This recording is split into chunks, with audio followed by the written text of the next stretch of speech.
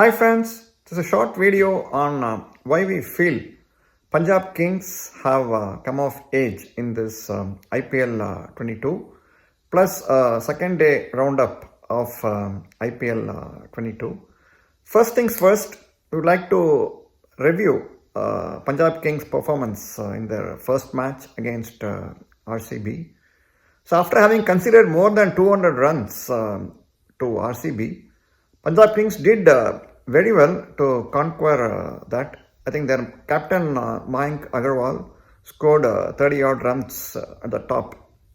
But what's more surprising is that Punjab Kings normally lose their first match and are always and also ran in the IPL. They perform in bits and pieces. They're able to surprise strong teams like CSK. But again, they go back to their old ways. When Ashwin tried his best, he couldn't really make a mark. And then he moved Delhi Capitals. But one good thing is that now they have conquered RCB.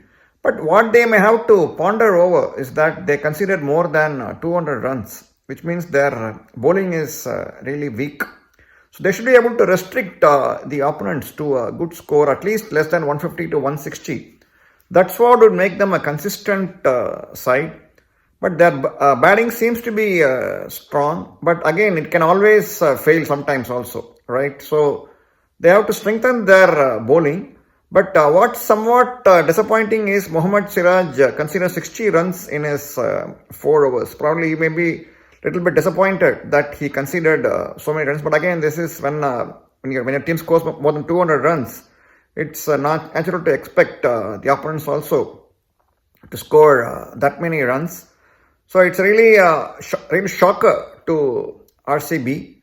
So what we feel is that this IPL may turn out to be more lot of surprising verdicts, coups, where favorites can get defeated, as we saw in the first match where CSK lost to Kolkata Knight Riders with Dhoni alone being salvaging some 50 and others failing. So this IPL is somewhat going to be different is what we feel.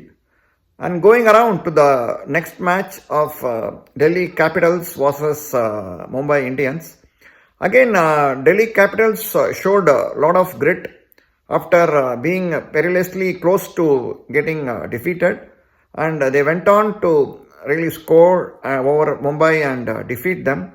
So full marks to Akshar Patel, who really scored very hard, went hard at the Mumbai Indians bowlers and managed to dent Bumrah's figures also. We expected Bumrah to land up his Yorkers, but still it was a bad day in the office for Bumrah also. But full marks to Delhi Capitals, even after losing Pant also for a duck. I think they went on to score a good amount of runs and defeat Mumbai Indians in their own den. And Rohit Sharma would be left pondering over what really went wrong for them. But what we feel is that they should have scored a lot more runs. But it also speaks about volumes about Delhi Capitals' ways. I think they have been able to win their first match. So what it really points out to is that in this tournament, at least, we are going to see a lot of competition from various teams.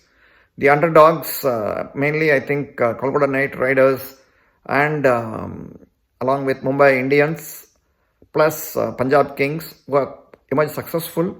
So we can expect them to really compete for the top 4 slots.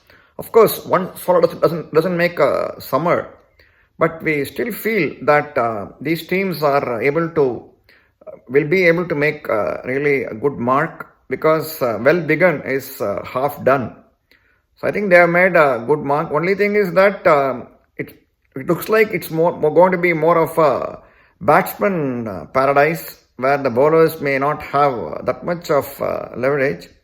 So it will be good to see also some pitches which have some life to ensure that bowlers also have an equal say. Let's see how the tournament progresses. With all the matches being played only in Bombay, we can expect only like featherbed wickets. But let's see, let's hope all the best for the teams. Thanks again for watching.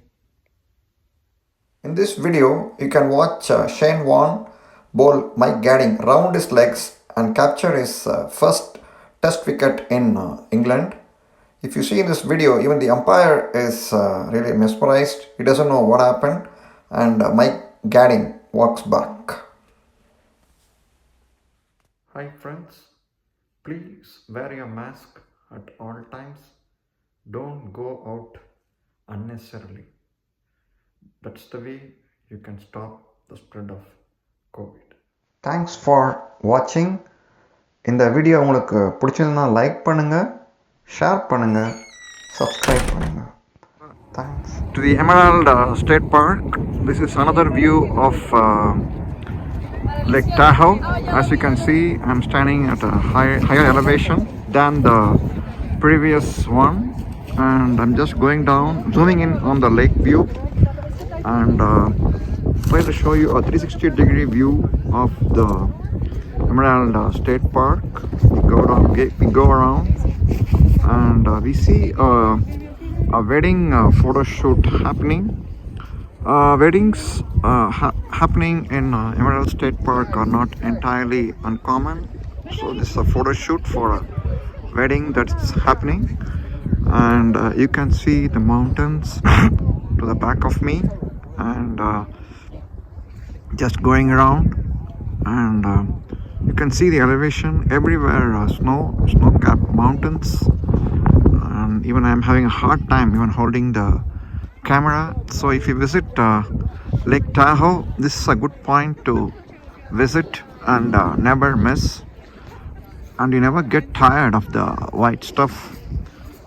Really nice, but we need to be careful in not stepping on the ice. I'm just going around and stopping this video of Lake Tahoe. As you can see, I'm just starting on this side. You can see the huge mountains in the background with the clouds hovering over them. It's a sunny day, and you can see the real magnificence of the lake. It's massive, looking at it from the front. And on this side you have the mountains and the beach, as you can call it, just a small layer of sand on the shore. Vast expanse of water, and I'm standing in nail-biting cold with the winds blowing over my face. Just unable to hold even the camera, but it's really majestic, worth visiting once. Have a good one.